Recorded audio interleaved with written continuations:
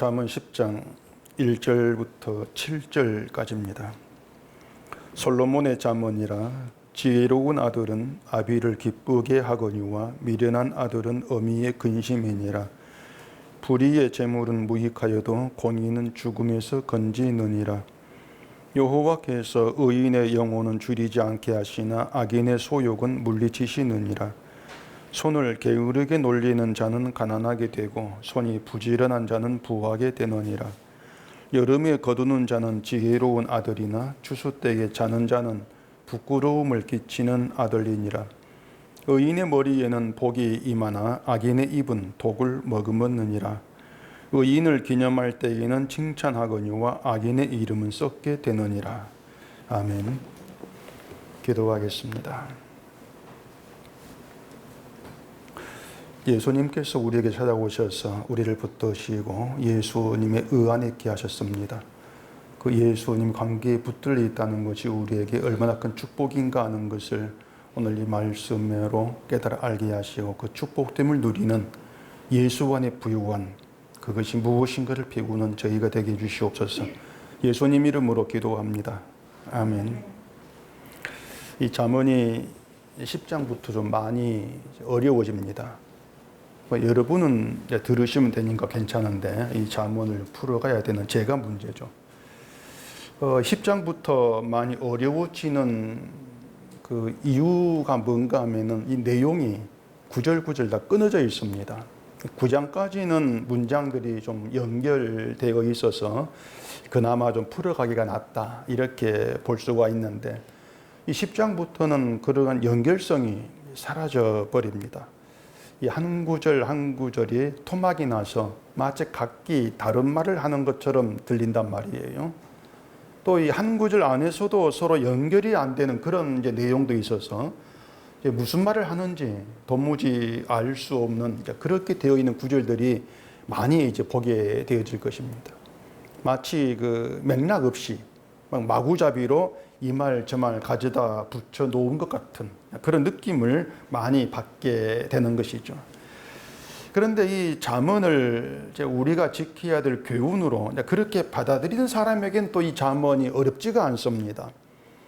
1절에 보면은 솔로몬의 잠언이라 지혜로운 아들은 아비를 기쁘게 하거니와 미련한 아들은 어미의 근심이니라 이렇게 이제 되어 있지 않습니까? 이런 내용을 우리가 지켜야 될 그런 교훈 그렇게 풀어가면 굉장히 간단해요. 우리에게 결국은 우리가 지혜로운 아들이 되어서 아버지를 기쁘게 합시다. 그러면 된단 말입니다. 쉽지 않습니까? 지혜로운 아들이 누구입니까? 이 문제는 적당히 어떤 신앙적인 그런 행함들도 끼워 넣으면 되는 거예요. 그럼 지혜로운 아들로 그렇게 이제 간주될 것이니까. 2절도 마찬가지. 2절도 불의의 재물은 무익하고 공의는 죽음에서 건진다 이렇게 했으니까 불의의 재물 좋아하지 마세요. 좋아하지 마시고 공의를 행해야 됩니다. 그렇게 하면 간단하지 않습니까? 그리고 불의의 재물은 어떤 뇌물이나 또 사기 같은 그런 불의한 방법을 가지고 버는 돈 그렇게 해석을 하면 되는 거예요. 그럼 이제 공의는 뭐겠습니까? 공의는 불의의 재물을 좋아하지 않고 항상 바른 길로 가는 게 공의입니다. 그렇게 해석할 수가 있고 또 하나님 그렇게 바른 길로 가는 것을 기뻐하십니다. 그러면 딱딱 들어맞는 그런 내용이 된단 말이에요.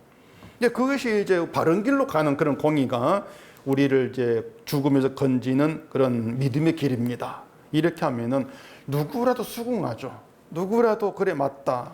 좋은 내용이다. 이제 수긍하게 될 것이고 아주 건전한 그런 교훈의 말씀으로 이제 받아들일 거란 말입니다. 3절도 이제 그런 식으로 해석하기 아주 안성맞춤이죠. 하나님은 의인에게 복을 주셔서 그 영혼이 줄이지 않고 풍족하게 하십니다. 그러면 되는 거예요. 그러면 되는 것이고 그렇게 이제 성경을 그렇게 풀어가고 또 그게 잘못된 것이 아니라면은 이 잠언은 여러분도 얼마든지 해석할 수가 있습니다. 여러분께도 어려운 그런 내용이 아니에요. 심지어는 교회를 다니지 않는 사람이랄지라도 해석할 수 있어요. 이 잠언은 벽이 이제 없는 그런 이상한 잠언이 돼버린단 말이에요. 아무에게나 이 잠을 던져줘도 해석해 보세요. 다 해석을 해버린단 말입니다. 근데 이게 교회가 잠언을 풀어가는 이제 현실인 것이죠. 그 4절, 5절 보세요. 누가 그걸 어렵다고 하겠습니까? 어려울 게 아무것도 없지 않습니까? 게으르지 말라. 부지런해라. 부지런하면 부자가 된다. 잘 산다. 게으름은 강한해진다. 이게 어려운 게 아니에요. 그런데 저는 어려워요.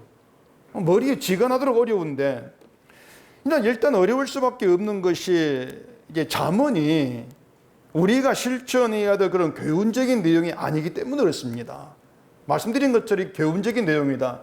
실천하면 된다. 이렇게 풀어가면은 어렵지가 않아요. 술술 풀리는데 우리가 실천해야 될 교훈의 내용이 아니라고 했을 때, 이 잠언이 우리에게 믿음을 얘기한다. 이렇게 했을 때에, 근데 그 믿음은 행함을 요구하는 믿음이 아니라는 것이에요. 이게 잠언에서 행함을 빼고 해석하게 되면 안 풀린단 말이에요. 이게 참 어려울 수밖에 없는 것이죠. 여호와를 경외하는 것이 지혜의 근본이다. 그렇게 말하고 있는데, 여호와를 경외한다는 것은 믿음의 문제이지 행함의 문제가 아닙니다. 행함으로 여호와를 경외를 할 수가 없는 거예요. 그렇기 때문에 믿음은 행함을, 인간의 행함을 인정하지 않고 밀쳐냅니다. 이걸 우리가 분명히 알고 있어야 돼요. 자, 이렇게 믿음은 인간의 행함을 인정하지 않고 밀쳐낸다고 했는데, 그 말은 믿음으로 인한 행함이 아예 없다는 것이 아니고 믿음으로 인한, 믿음에 의한 행함이 있다는 것이에요. 인간의 행함을 인정하지 않고 믿음에 의한 행함이 있다, 그 말입니다.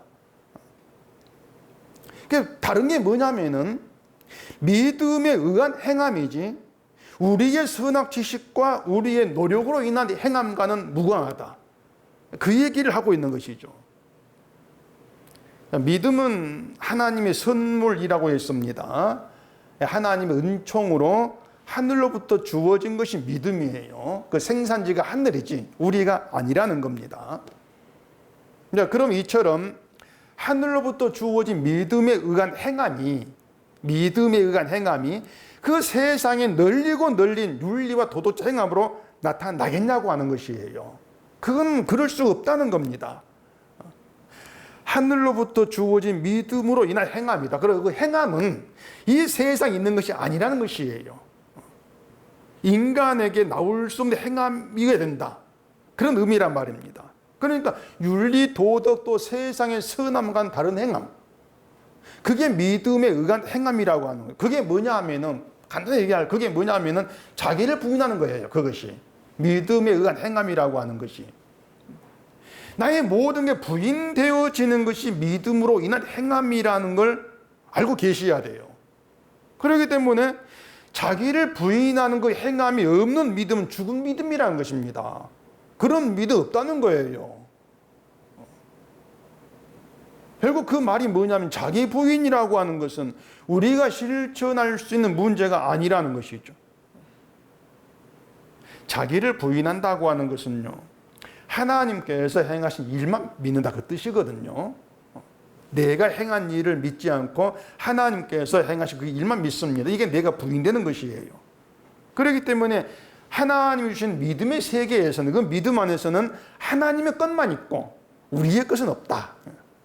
그게 믿음 아니고 믿음의 세계다. 그 믿음이 여호와를 경외하는 것이다. 그렇게 해석이 되죠. 그래서 지혜는 우리를 그 믿음 가운데 있게 한다는 것입니다. 여호와를 경외한 그 믿음 가운데 하나님의 것만 높이는 그 믿음, 그게 지혜라는 것이죠. 때문에 지혜라고 하는 것은 우리를 부인하게 만들어야 난 아니고 난 아니고 자꾸 내 것을 잘라내게 만드는 게 지혜라고 하는 것이죠.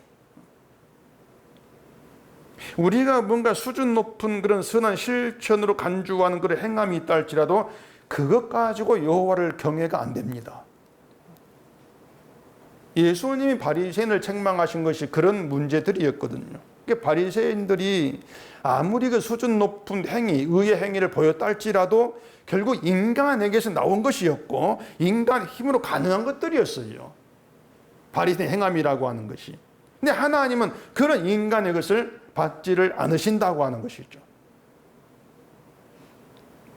하나님이 선지자들을 통해서 이걸 분명히 밝히셨는데, 그런데도 사람들은 하나님께 내가 바치는 게 있어야만이 하나님이 기뻐하실 것이고, 그런 나를 하나님이 애면하지 않고 내 기도를 더 잘 듣고 복 주고 응답하신다. 그런 주술적인 신앙을 버리지를 못한단 말이에요. 그럼 미가서 6장 8절 보면은 사람아 주께서 선한 것이 무엇임을 내게 보이셨나니 여호와께서 내게 구하시는 것은 오직 정의를 행하며 인자를 사랑하며 겸손하게 내 하나님과 함께 행하는 것이 아니냐, 그렇게 말합니다. 그 구절 앞에는요, 하나님이 재물을 기뻐하시는 것이 아니란 내용이 있습니다. 하나님은 재물을 기뻐하지 아니한다. 근데 이상하죠. 하나님은 재물을 기뻐하지 않으시는데 재물 바치는 제사를 하나님 율법으로 세우신단 말입니다. 재물을 기뻐하지 않으시는데 재물 바치는 제사를 세우셨다. 그걸 재물을 바치게 한다. 그게 뭐냐면 그 재물을 바치는 것이 목적이 아니고 재물을 바치는 것이 의미가 있는 것이 아니고 그들이 들고 나오는 재물을 통해서 선한 게 이것이다. 그걸 보이겠다는 거예요. 재물을 들고 나오게 해서 하나님께 선한 것, 하나님이 선하게 여기신 이것이구나, 이걸 알게 하시겠다고 하는 겁니다. 그게 제사를 하게 하신 주의 뜻이란 말이에요. 그리고 선한 거 어떻게 푸냐면은 정의를 행하는 게 선한 것이다. 인자를 사랑하고 겸손하게 하는 인과 함께 행하는 것이다. 선함을 그렇게 풀어가요. 미가 선지자가. 하나님은 자기 백성에게서 그런 선함을 구하신다는 것이에요. 정의를 행하는 것, 여호와와 함께 행하는 것. 그러면 하나님 기뻐한 자 누구겠습니까? 하나님이 구하시는 것, 하나님께서 원하시는 것을 가지고 나오는 그 사람이죠. 그게 하나님 기뻐하는 자죠. 따라서 하나님과 신자의 관계라고 하는 것은 우리가 내 멋대로 이걸 하나님 기뻐하겠다, 저걸 기뻐하겠다, 우리가 그렇게 내 멋대로 정해놓고 그걸 가지고 나가겠습니다. 그렇게 해서 하나님과 관계가 이루어지는 것은 아니라는 겁니다. 분명한 원칙은 하나님이 구하시는 것이 내게 있느냐, 그 말입니다. 하나님 구하시는 것, 이게 있는 자로 나오는 그것이 하나님 기뻐하는 자다. 그리고 하나님과 우리의 관계는 우리가 어떤 선한 행위, 어떤 행위가 없다 할지라도 선한 것, 주께서 원하는 선한 것이 내게 있다는 것, 그 선한 것 때문에 하나님 관계가 끊어지지 아니한다. 늘 화목된 그런 관계로 붙들려 있다. 이걸 알아야 되는 것이죠. 내 것과 상관없이. 근데 지금까지의 그 내용을 한마디로 말하면은 하나님은 우리가 행해서 만들어낸 걸 절대 기뻐하지 않으신다는 겁니다. 그걸 선한 것으로 간주하지를 않으신다는 거예요. 1절은 그런 의미의 생각을 하셔야 돼요. 자, 지혜로운 아들은 아비를 기쁘게 한다, 이렇게 말하지 않습니까? 아비가 기뻐하는 것은 아들에게는 지혜라, 그 뜻입니다. 아들에게는 지혜, 그 지혜가 아비를 기쁘게 한다는 것입니다. 무작정 이건 너는 내 아들이니까 기뻐할게, 그게 아니라고 하는 거예요. 뒤에 미련한 아들은 어미의 근심이 된다고 하죠. 그러니까 내 아들이니까 기뻐하는 것이 아니에요. 너에게 선함이 있냐, 지혜가 있냐, 그 지혜가 기쁨이 되고, 미련해, 그런 그 미련함이 근심이 된다고 하는 거죠. 그러니까 기쁨이 되는가 근심이 되는가, 이 문제는 지혜냐 미련하냐, 그걸로 결정이 되는 거예요. 그럼 이제 말씀드린 것처럼 우리가 지혜로운 아들이 됩시다 이렇게 얘기했을 때 그게 가능하냐? 그게 안 돼요. 또 그게 불가능한 거예요. 지혜로운 아들이 된다고 하는 것이. 지혜라고 하는 것은 우리가 세상에서 배우고 터득해서 되는 게 아닙니다. 뭐 세계 최고의 석학들이 모이는 하버드 대학, 그 하버드에서도 인간을 지혜 있는 자로 만들지를 못해요. 성경이 말한 그 지혜를 만들어내지를 못합니다. 세상에 없는 지혜이기 때문에 지혜가 우리를 찾아오지 않고는 누구도 지혜 있는 아들 되지를 못해요. 지혜가 찾아오셔야 돼요. 그래 잠언서의 지혜를 얘기할 때 그 지혜는 찾아오고 불러줌으로써 지혜 있는 자가 되는 것으로 이렇게 얘기합니다. 지혜가 찾아오고 지혜가 불러준다. 근데 또 이게 지혜가 부른다고 해서 우리가 그 음성을 듣고 예, 네 가겠습니다, 그렇게 반응해 지혜 있는 자 되는 것도 아니에요. 또 잠언서 1장 가보십시다. 잠언서 1장 20절입니다. 지혜가 길거리에서 부르며 광장에서 소리를 높이며 시끄러운 길목에서 소리를 지르며 성문 어귀와 성중에서 그 소리를 발하여 이르되 너희 어리석은 자들은 어리석음을 좋아하며 거만한 자들은 거만을 기뻐하며 미련한 자들은 지식을 미워하니 어느 때까지 하겠느냐. 나의 책망을 듣고 돌이키라. 보라, 내가 나의 영을 너희에게 부어주며 내 말을 너희에게 보이리라. 자, 여기 지혜와 함께 등장하는 게 영입니다. 영. 지혜가 영을 부어주어서 지혜의 말을 보게 보인다고 하는 것인데, 우리가 되게 말은 듣는다고 하지 보인다 이렇게 말하지 않지 않습니까? 그럼 내 말을 너희가 듣게 하리라 이렇게 해석하는 거 오히려 또 맞다고 할 수가 있는데, 내 말을 보이리라 이건 어색해요. 근데 보이리라고 하는 것은 눈으로 보게 한다 그 뜻이 아니고 알게 한다는 것입니다. 알게 한다. 지혜가 영을 부어주어서 지혜의 말을 알게 하는데, 그 지혜의 말을 알게 되어지면은 어떤 현상이 나오냐면은 자기를 책망을 들을 자로 보게 된다는 것입니다. 그런 점에서 보인다는 것이에요. 지혜의 말을 듣게 되어지면은, 그 말을 알게 되어지면은 나를 책망을 들을 자, 그렇게 나를 보게 되어진다. 죄인으로 보게 된다고 하는 것이죠. 그래서 지혜의 말을 책망으로 듣게 되어지고 지혜로 돌이킨다고 하는 것이에요. 이것이 지혜의 영으로 인해서 우리에게 되어지는 일인 것입니다. 그러니까 성령 일하심 그 뜻이에요. 성령 일하심이고 성령 역사라 그런 뜻이 되겠죠. 이처럼 그 지혜의 책망이 뭔가 하면 네가 어리석다는 겁니다. 네가 어리석고 미련하다. 이걸 알게 하는 거예요. 그렇게 자기를 보는 것이 책망을 들었다. 그 의미가 되는 것이란 말입니다. 그런데도 그 지혜의 책망이 있는데도 나를 미련한 인간으로 보지 않고 자꾸 그 내가 행하고 있는 신학의 행위들, 열심들 이걸 보면서 난 믿음이 있습니다. 난 바릅니다. 이렇게 알고 있는 거. 그렇게 자기를 아는, 그렇게 자기를 보는 것이 악함이라는 것입니다. 그게 악함이에요.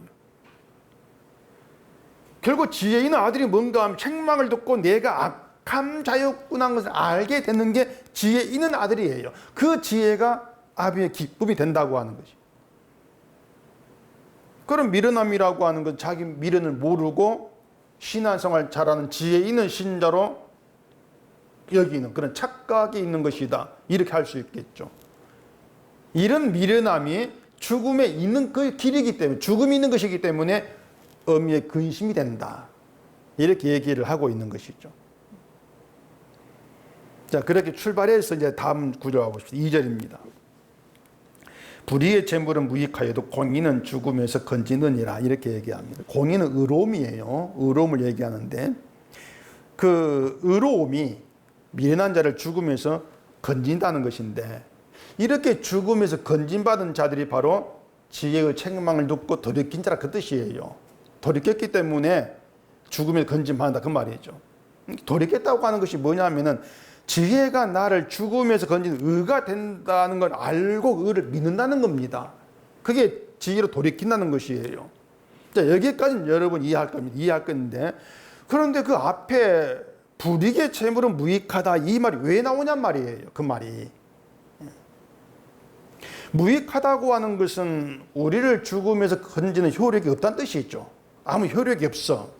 그러면은 불의는 무익하여도 공의는 죽음에서 건진 이렇게 하면 될 것 같은데, 그러면 될 것 같은데 왜 불의의 재물 이런 말을 하고 있냐고 하는 것이죠. 이런 것이 이제 뭔가 좀 앞뒤가 안 맞는 생뚱맞은 그런 말로 들리기 때문에 이게 어렵다. 이게 어떻게 연결되지? 그래 어렵다고 말씀을 드린 거예요. 자, 불의의 재물이 있으면 그럼 의로운 재물로 있다는 그런 뜻이겠습니까? 재물이면 재물이지 불의의 재물, 의로운 재물, 그 재물이 그렇게 나누어지지는 않는 거예요. 불의한 방법으로 얻은 재물이 불의의 재물이 불의의 재물이라면, 그러면은 정당하게 직장 다니고 이 일에서 번 재물은 불의한 재물이 아니고 의로운 재물 이렇게 말해야 되겠습니까? 여기에 대한 답을 구할 수 있는 힌트가 신약에서 예수님이 하신 이야기에 나옵니다. 바로 불의한 청지기 이야기예요. 아시죠? 누가복음 16장 가보십시다. 누가복음 16장 8절입니다. 주인이 이 옳지 않은 청지기가 이 일을 지혜 있게 하였으므로 칭찬하였으니 이 세대의 아들들이 자기 시대에 있어서는 빛의 아들들보다 더 지혜로움이니라. 내가 너희에게 말하노니 불의의 제물로 친구를 사귀라. 그리하면 그 제물이 없어질 때에 그들이 너희를 영주할 처소로 영접하리라. 이런 말씀입니다. 청지기가 주인의 것을 낭비를 했습니다. 뭐 횡령을 했든 마음대로 썼든 낭비를 했는데 그것 때문에 잘리게 됩니다. 주인에게 잘리게 되었는데 이제 청지기가 잘린 뒤에 쫓겨난 뒤에 자기가 먹고 살 문제를 걱정을 하죠. 그래서 이제 자기가 쫓겨난 뒤에 일을 생각해서 한 가지 방법을 찾게 되어지는데 그게 뭐냐면 주인에게 빚진 자들을 불러서 차용증을 새로 작성을 하는 거예요. 기름 100말 빚진 자는 50으로 써라. 이렇게 하고 밀 100석 빚진 자는 80으로 써라. 차용증을 위조를 하죠. 자, 그렇게 하면은 빚진 자들은 빚이 줄어들지 않습니까? 그러면 그 청지기를 이제 고맙게 생각할 것이고 그러면 자기가 잘린 뒤에 나를 도와줄 것이다. 그런 계산을 이제 머리를 굴린 거란 말입니다. 주인이 청지기를 이제 옳지 않다 이렇게 얘기를 합니다. 옳지 않죠. 불의한 일이죠. 그렇게 얘기를 합니다. 그런데 그 청지기가 하는 일을 지혜롭다고 하면서 칭찬을 해요. 지혜롭다, 잘했어. 그러면서 이 세대의 아들들이 빚자들보다 더 지혜롭다. 그렇게 얘기를 한단 말입니다. 그리고 제자들에게 불의의 제물로 친구를 사귀라 이런 말씀을 남기는 것이죠. 이걸 어떻게 이해를 하겠습니까? 청지기는 분명 불의한 짓을 했고 이건 세상 윤리 도덕은 물론이고 법으로도 처벌을 받아야 돼요. 횡령죄가 있고 사문서 위조죄가 있고 몇 가지 걸리지 않습니까? 그럼 법으로 처벌을 받아야 되죠. 근데 정작 피해를 입은 주인은 그 불의한 청지 옳지 않다고 하면서 네가 옳다, 너 지혜롭다 칭찬한단 말입니다. 옳지 않다고 했으면 끝까지 옳지 않은 대로 가야 되는데 옳지 않은데 지혜로워. 앞뒤가 안 맞단 말이에요. 그래서 저는 이 말씀을 지키고 실천해야 된다 이렇게 가르치는 사람들이 이건 왜 말하지 않는지 모르겠습니다. 불의한 청지기가 칭찬을 받았으니까 예수께 칭찬받기 위해서는 회사도 횡령하세요. 문서 위조하세요. 이렇게 말이 되지 않습니까? 그게 칭찬받는 길이니까. 뇌물 받고 불의한 방법으로 돈을 벌었다 할지라도 그걸로 친구를 돕고 친구를 사귀세요. 그럼 됩니다. 이렇게 얘기를 해야 되죠. 그게 주의 말씀 사는 것입니다. 그래야 되지 않겠습니까? 분명히 청지기는 옳지 않은 불의한 자입니다. 주인에게 잘린 뒤에 자기가 먹고 살 문제를 대비하기 위해서 빚진 자들을 불러가지고 거짓 증서를 하게 한 것. 이 모든 것이 불의한 자의 불의한 행동이에요. 다시 말해서 애당초 불의한 자에게서는 의로운 행동이 나올 수가 없다는 겁니다. 처음부터 주인의 걸 낭비한다? 주인의 걸 내 것처럼 여기는 거죠. 그런 불의함이죠. 그런 불의한 자가 쫓겨났을 때에 내가 아니고 주인의 입장을 생각한다? 주인을 생각한다? 그렇게 될 수가 없는 거예요. 처음부터 자기 입장에서 자기를 위해 주인의 걸 내 것 간주하고 마음대로 써먹고 그렇게 살아간 인간이기에 그런 불의한 자이기 때문에 그 나중에도 결국 자기를 위해서 모든 걸 생각할 수밖에 없다는 거죠. 불의하는 끝까지 불의하다 그 뜻입니다. 그게 인간됨이라고 하는 거예요. 불의의 재물이라고 하는 것이 뭐냐면 재물이 불의하다 그 뜻이 아니고 재물을 통해서 인간의 불의함이 드러난다는 겁니다. 그 재물이 불의를 드러낸 도구라고 하는 거예요. 자, 11조 자체가 나쁜 게 아닙니다. 그게 불의한 게 아니에요. 그런데 11조를 하면서 그걸 하나님 기뻐하시고 복을 줄 것이다. 그런 기대. 그게 불의의 재물이에요. 그 12일주를 통해서 인간이 불의에 어떻게 지만 생각한다 그 말이에요. 나중에 지 걸 생각한다. 그게 불의죠. 그러니까 11조로 인해서 인간의 불의가 드러나는 거예요. 11조가 하늘의 보물을 쌓는 것이고 나중에 천국 가서 큰 상을 받을 거야. 자기 미래를 생각하는 것이죠. 자기를 준비하는 그런 재물이 돼버린 거 11조가. 그게 불의의 재물이에요. 그런 식으로 바리새인들은 하나님께 재물 바치는 것을, 헌금하는 것을 하나님께 의가 되는 것으로 생각을 했단 말입니다. 그러면서 그런 행함을 앞세워가지고 자기들 빛의 아들이다. 그래 과시를 했죠. 빛의 아들이다. 그게 지혜롭지 않다고 하는 거예요. 이 세대에서 신자라고 하는 것은 난 빛의 아들이야.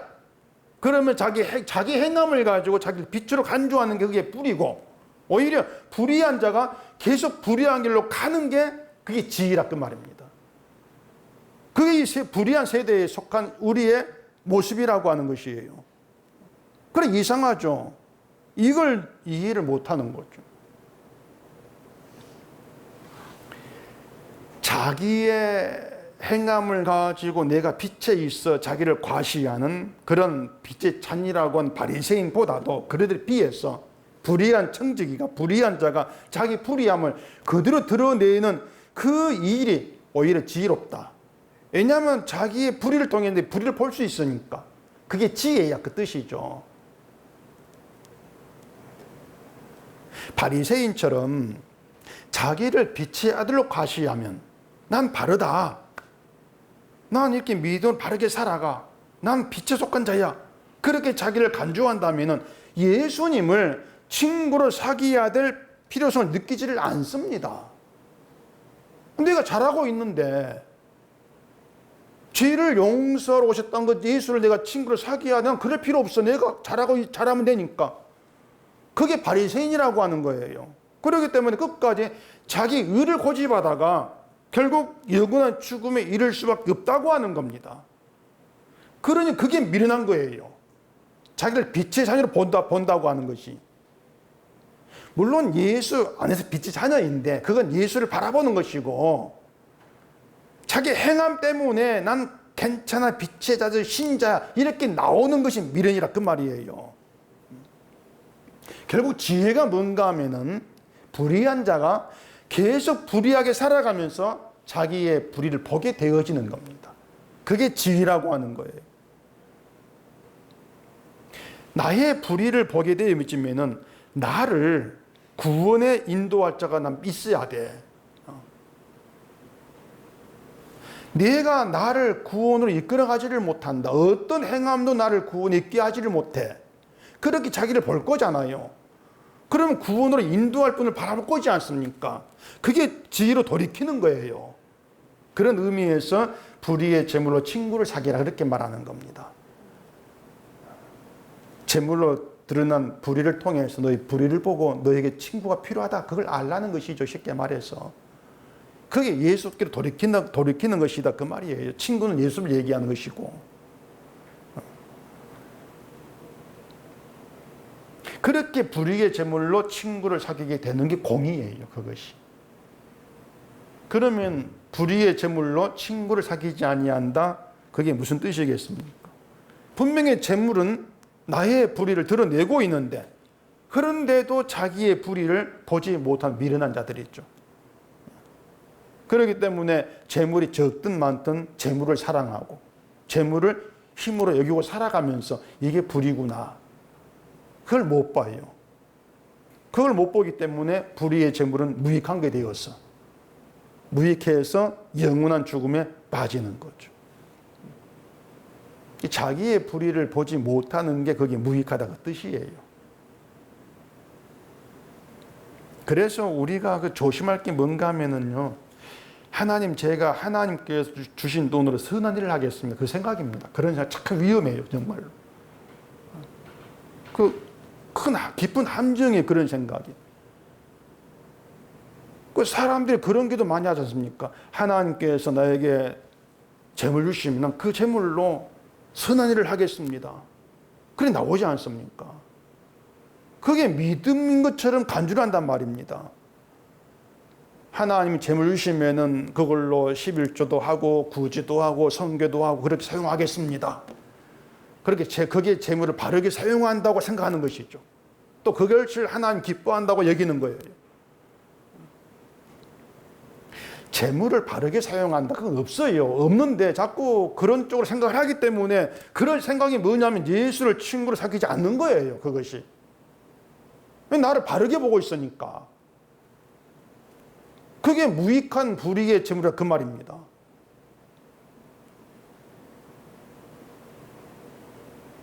자기는 뭔가 그렇게 바르게 하는 걸 가지고 예수를 친구로 사귄다, 그래 선한 일을 한다 이렇게 여기겠지만은, 예수님을 친구로 사귄다고 하는 것은 지혜의 말로 책망을 받아야 돼요. 그 책망이 있는 가운데 사귐이 있는 거예요.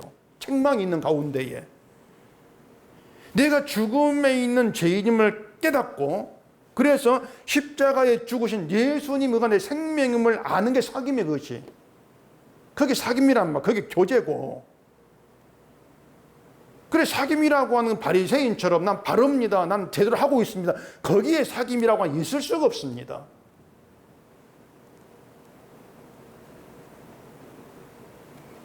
자, 또 3절 봐보십시다.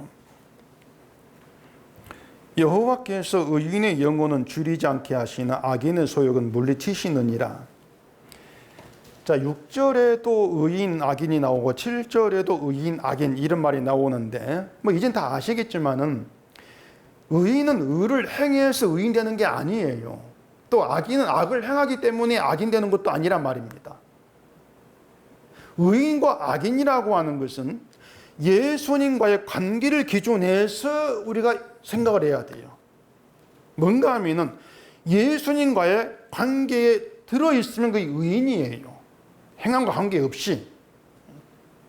그렇지 않으면 악인이에요. 어떤 행함이 있다 할지라도 예수님과의 사귐이 있지 아니하는 게 악인이에요. 그래, 잠언에는 지혜가 기준이다, 의인도 악인도 지혜가 기준되어서 판단된다, 그렇게 보시면 되는 겁니다. 자, 지혜로운 아들이 누구라겠습니까? 지혜의 말이 나에게 책망이 되어서 자기를 미련하고 어리석음을 좋아하는 그런 줄 알게 되고, 그런 나에게 의가 없으면 안 된다는 그런 가운데에서 지혜로 돌이키는 것이라겠습니다.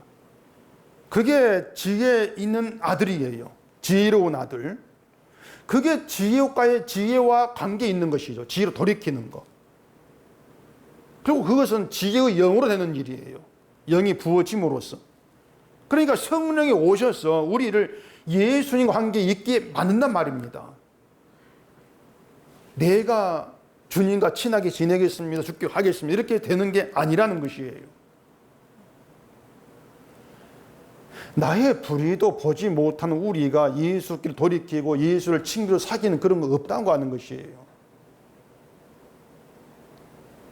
우리야 뭐 성경을 들을 만큼 들어서 나는 내 불의를 안다 이렇게 우리가 여기겠지만은, 절대 안다 생각 접어야 되셔야 돼요. 접으셔야 돼요.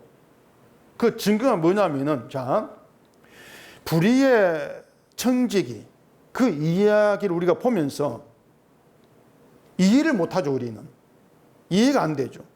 왜냐하면 불의한 청지기, 옳지 않은 청지기를 옳다, 지혜에 있다 이렇게 말씀한 예수님 말이 우리는 이해를 안 되는 거예요. 이해 안 되는 게 뭐냐면은 나를 불의한 대로 안 본다는 것입니다. 불의가 뭔가를 모르기 때문에 이해가 안 되는 것이죠. 왜냐하면 우리에게는요, 예수께 칭찬받을 자는 옳은 일을 하는 자야. 그게 칭찬받을 때 이게 박혀 있는 거예요. 그렇기 때문에 옳지 않은 그 불의한 청지기가 칭찬을 받아 이건 아닌데 이해가 안 되죠.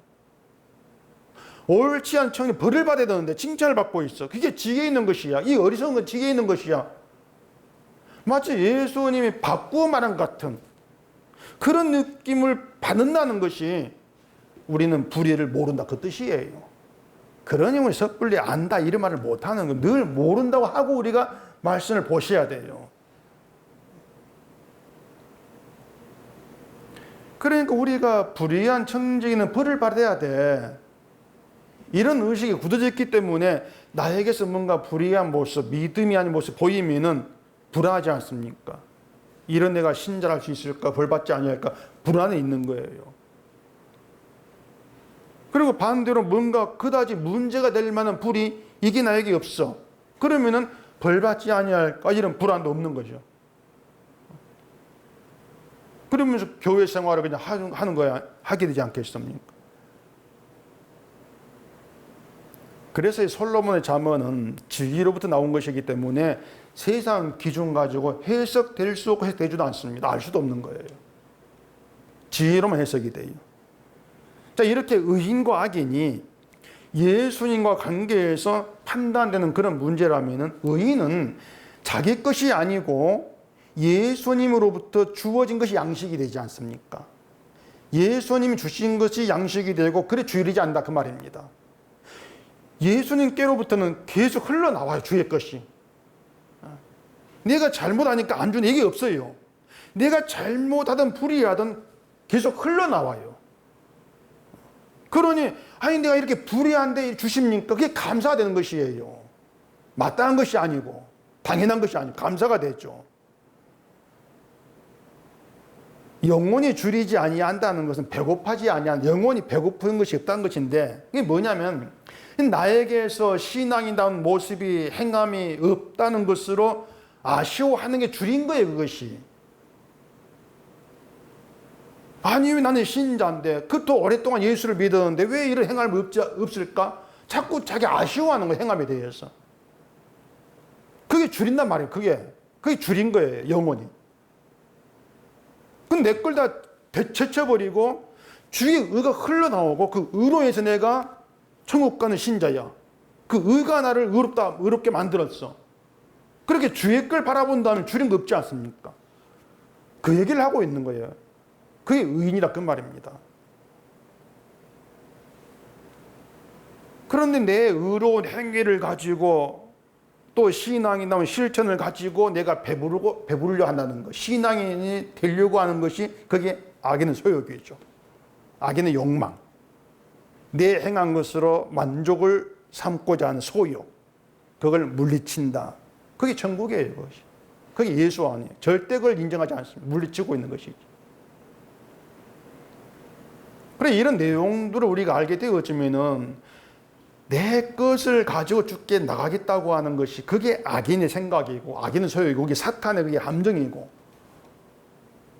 그렇게 다가오잖아요. 그게 얼마나 큰 무서운 문제가 되겠습니까? 의인은 십자가에 죽으신 예수 안에서 부족함이 없습니다. 그 말 자체가 은혜예요. 그렇기 때문에 내가 불의함을 알게 되어지는 것이 기적이고 은혜란 말이에요. 그런 가운데에서 우리가 주께서 성령을 보내셔서 내게 일하시는 이걸 좀 실감하자 그 말입니다. 예수 안은 예수님께서 행하신 그 일만 귀하고 가치 있는 것으로 인정되고 그 예수 안에 부름받은 모든 자도 예수님께서 행하신 일로 의롭다 이렇게 인정을 받고 있습니다. 인정받아요. 그렇게 여겨져요. 그래서 의인의 영혼은 예수님으로 인해 줄이지 아니한다. 주 안이 복된 세계다. 그런 믿음이 있어야 되죠. 그런 믿음이 하늘로부터 주어진 믿음이란 말입니다. 그럼 4절 또 봐보십시다. 손을 게으르게 놀리는 자는 가난하게 되고 손이 부지런한 자는 부하게 되느니라. 자, 게으른 사람과 부지런한 사람을 대비해서 말한 것처럼 들리잖아요. 게으르면 가난해진다, 부지런하면 부자 된다. 이게 세상이 이제 알고 있는 이치지 않습니까? 그런 세상이 또 그런 이치대로 또 안 돼요. 보면 돈 벌려고 새벽부터 일하고 장사해도 지금 코로나 때문에 손님 없어가지고 문 닫는 사람 한둘이 아니지 않습니까?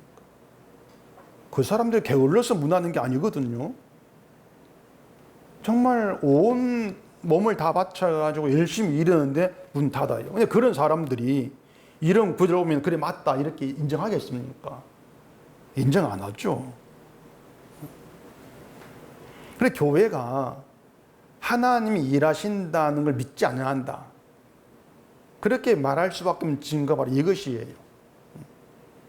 이 4절을 게으르지 않고 부지런히 일하면 하나님께서 복 주셔가지고 부하게 된다.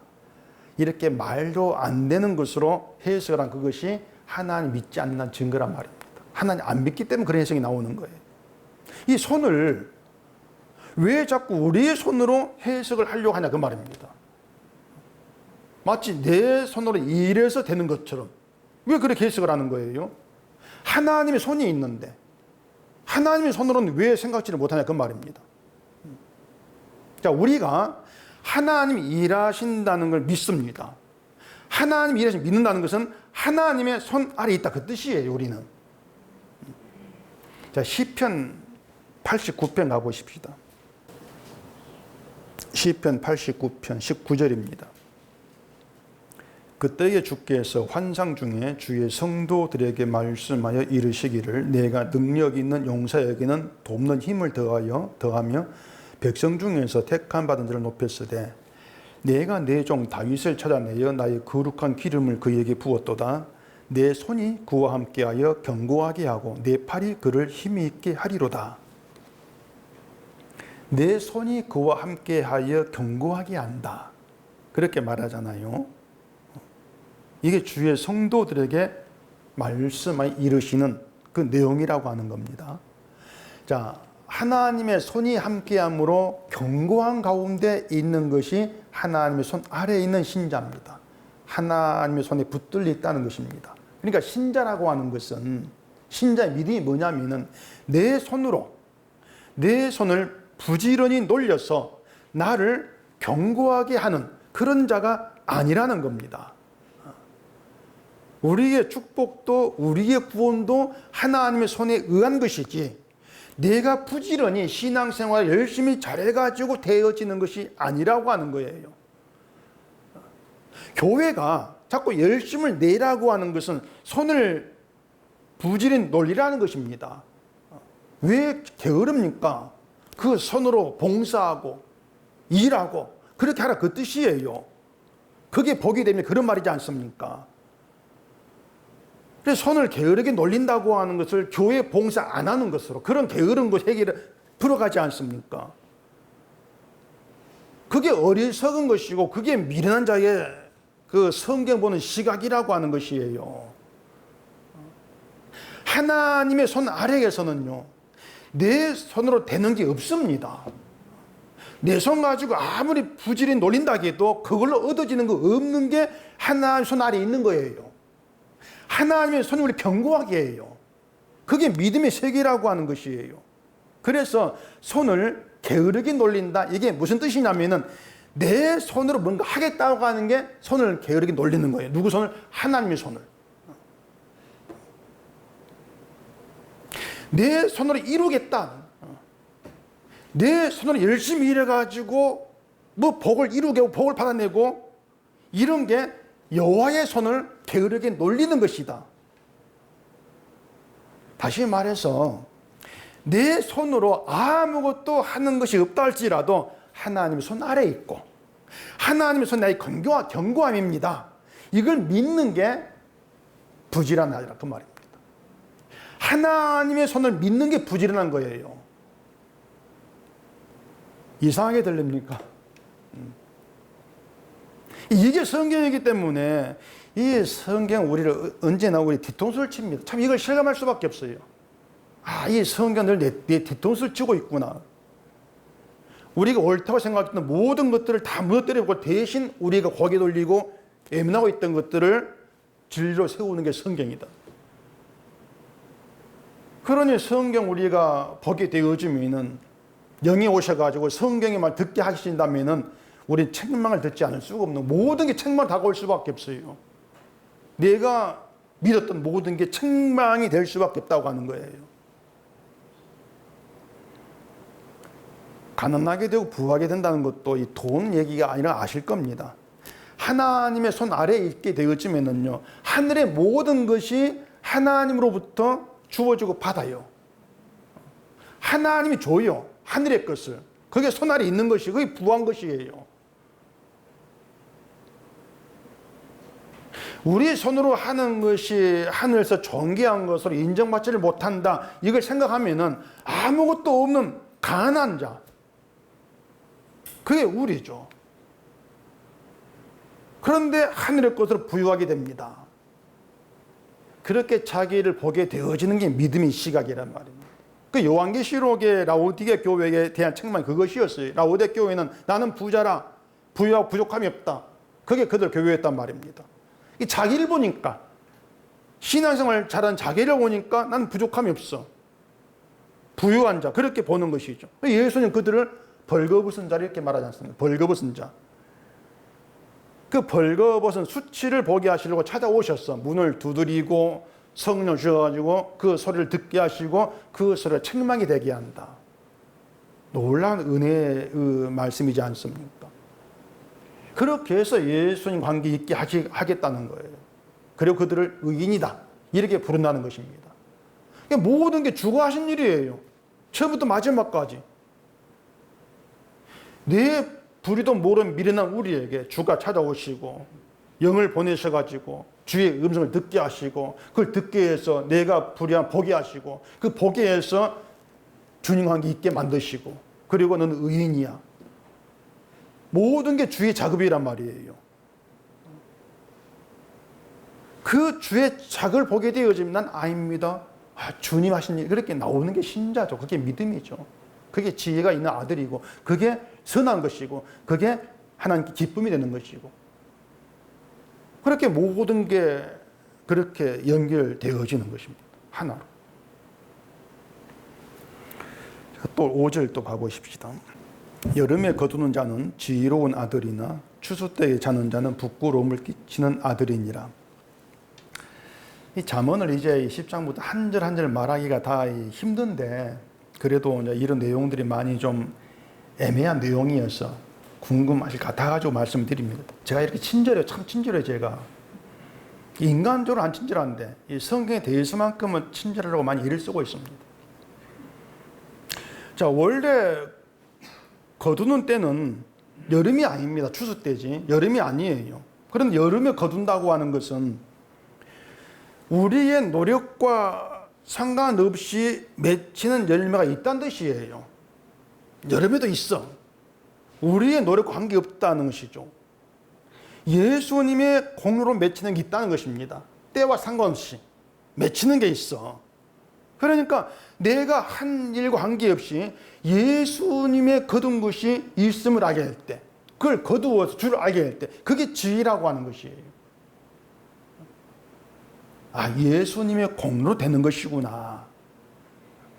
그게 여름에 거두는 지혜로운 아들, 그 의미란 말입니다. 때와 관계없이 주님이 이래서 주의 공로로 거두는 게 있어. 그러면 추수 때에 잔다? 이게 뭐겠습니까? 자, 추수 때가 있으면 추수할 자가 있겠죠. 누가 추수하는가 하면은 하나님이 추수를 해요. 우리가 아니고. 대개의 사람들은 자, 추수 때가 되어서 그 추수할 사람이 우리에게 주었어. 그게 전도야, 선교 이렇게 말하는데 그 잘못된 해석이에요. 마태복음 13장에 보면은 추수 때는 세상 끝이요, 추수꾼은 누구라고 합니까? 천사라 얘기합니다. 추수꾼은 천사야. 그러니까 그 추수 때도 하나님이 정하시고 추수도 하나님 하신다는 얘기입니다. 추수 한계에서는 우리가 끼어들 것이 없다는 거예요. 우리는 구경꾼이에요, 그냥. 시작과 모든 마침이 하나님이 하시고 우리는 구경꾼들이라 그 말입니다. 그러니까 추수 때에 추수하지 않고 자는 걸 게으르다, 이렇게 해석할 문제가 아닌 거예요. 처음부터 끝까지 하나님께서 하신 일인데, 그 추수 때에 잔다는 것은 하나님이 하신 일에 관심이 없다는 것입니다. 그게 자는 거예요. 하나님이 하시는 일을 관심이 없어, 안 본다는 것이에요. 왜 그러냐? 내 일에 관심이 있으니까. 내가 거두고 내가 이루고 내 것 만들고, 이게 관심거리죠. 그러니 하나님이 이래서 하나님이 거두는 게 있어. 이게 관심이 없는 거예요.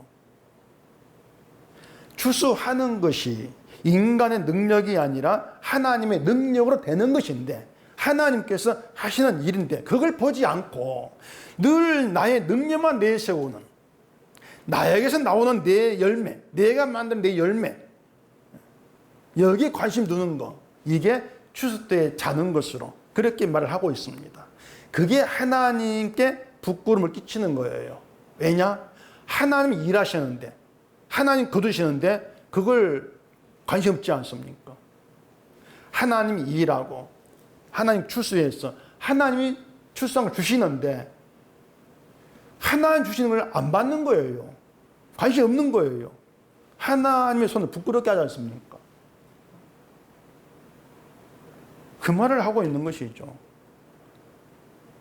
이렇게 오면은 결국 이 본문이 매 구절 끊어지는 것이 아니고 지혜라는 기준에다 한 목소리예요.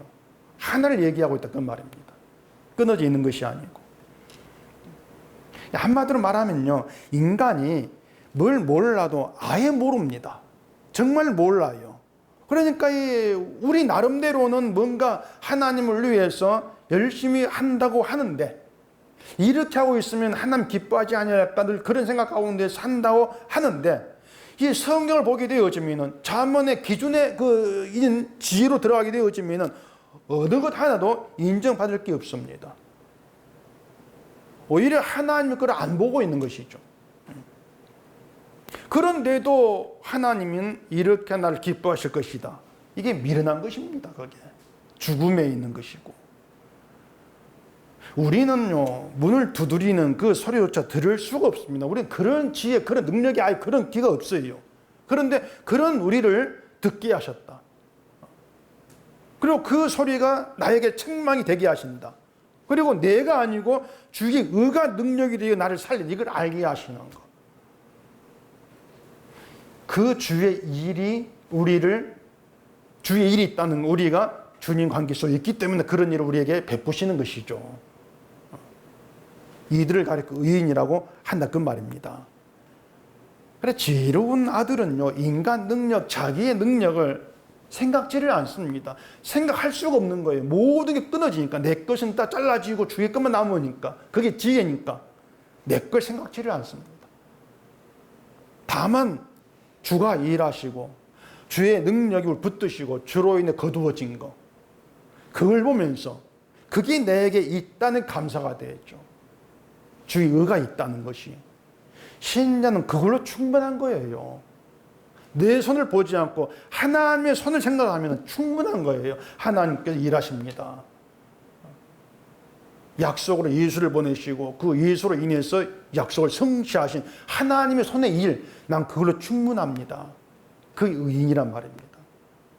그게 부요한 자고, 그렇게 주 안에 줄이지 않게 하는 게 지혜고, 그 얘기를 하죠. 우리는요, 옳지 않은 청직입니다. 처음부터 불의한 자니까 또 살아가면 늘 우리는 불의를 나타낼 수밖에 없어요. 그런 우리 실상을 보면서 불의한 자가 늘 불의를 나타내고 있구나, 그런 날을 바라보면서 주의 능력을 실감하면 되는 겁니다. 이런 날을 살리는 게 주의 능력이고 주의 의구나, 이런 날을 주께 붙드시고 주 관계 있게 하시는 거, 이게 나의 은혜 복이구나, 그걸 감사하는 거예요. 그게 의인, 그게 신자예요. 기도하겠습니다. 우리 아버지 하나님, 오늘도 이 말씀 안에서 내가 내 것으로, 나의 오름으로 여겼던 모든 것들이 잘라지게 하시고 다 사라지게 하시고 주의 끝만 남는 복된 시간 되게 해주시옵기를 원하옵니다. 오직 주님이 시작하시고 주님이 이루신 그 주의 열매만 나에게 있어서 그 열매로 인해 감사하게 하시는 그런 의인된 자리는 저희가 되게 하셔서 주의 것으로 주를 높이는 그런 저희로 나아갈 수 있도록 인도해 주시옵소서. 예수님 이름으로 기도합니다. 아멘.